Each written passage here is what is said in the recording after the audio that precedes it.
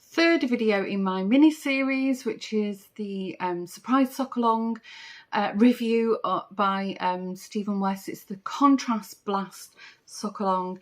I did an introduction and I've shown you what yarn I was using, and then I did a video of my thoughts, tips, opinions on clue 1.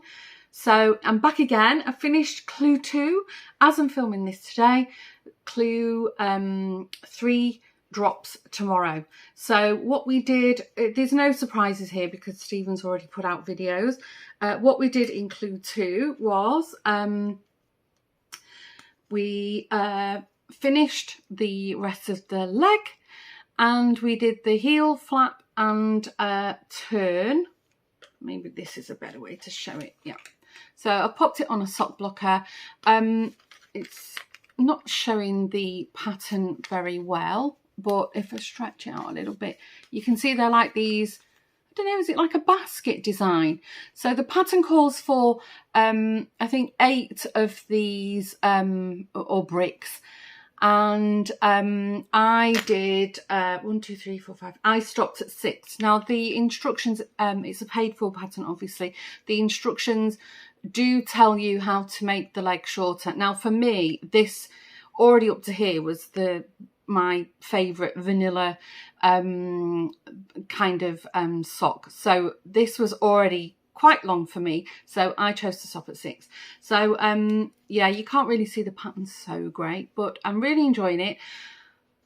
This basket or brick effect, I enjoyed that way more than I did the first part of the leg in clue 1.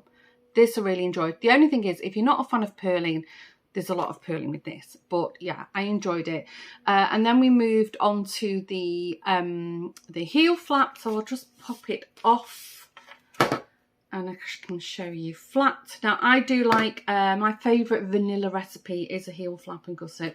So this is what the heel flap looks like.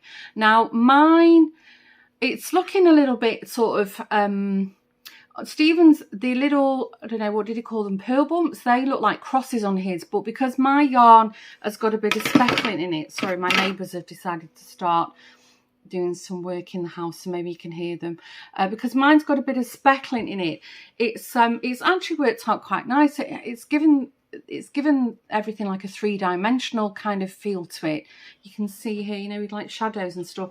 So mine are not really like the crosses that you see on his video, but nevertheless, I'm still quite pleased with that.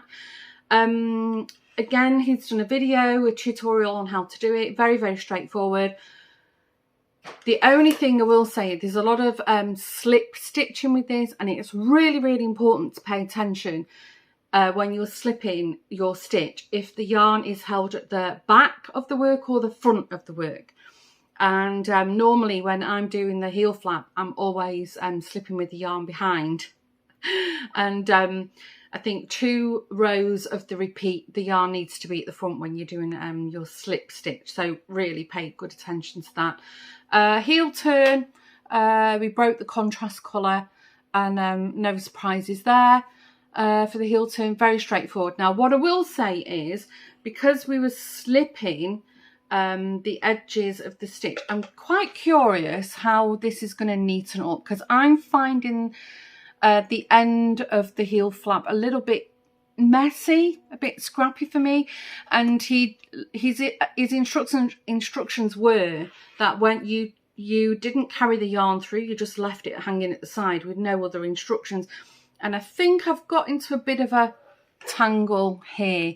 So I'm hoping when we get the next clue that it's not going to be too messy. Because we're going to move on to the gusset now.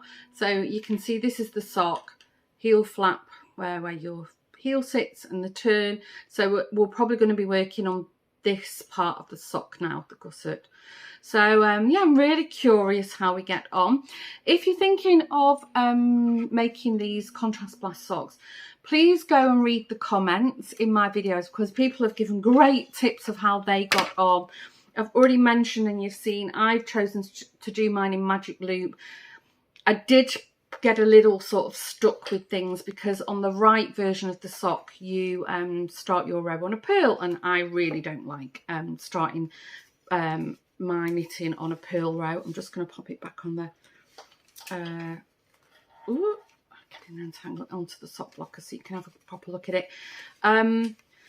But yeah, some people have been commenting that they're knitting theirs on circulars. Stephen does his on DPNs, although it does say that the pattern, it can be magic loop. And also, just a little recap, if you want to do the left sock, so this is the right sock, that starts off on a knit stitch. So, you know, maybe you want to knit, you're not that bothered about them being like a mirror image of each other, and start off, if you're doing magic loop, start off with just knit the left socks. So yeah, there we go. Really happy with how it's turned out, loving the contrast with the yarns, and that's all I've got to say on it. So I'm looking forward to Clue 3 dropping in my inbox tomorrow, and I'll be back with another video to show you how I've got on with Clue 3 and let you know, any sort of things I've stumbled on. And again, if you've got tips or recommendations, or just, struggles that you've encountered and how you got around them, please let everybody know in the comments and read them. And it's really yeah, it's nice how everybody's interacting with each other. So I'll be back with Clue 3, and in the meantime, if you want to see a little bit more of my channel and get to know me, and it's your first time stopping by, there are podcasts on this channel about crafting, and I also host another channel here on YouTube called Dawn's Days, which is a vlog channel, and I talk about all my life and what I do on a daily basis living here in the Netherlands. Okay, thanks for tuning in, and I will see you in the next video. Bye for now.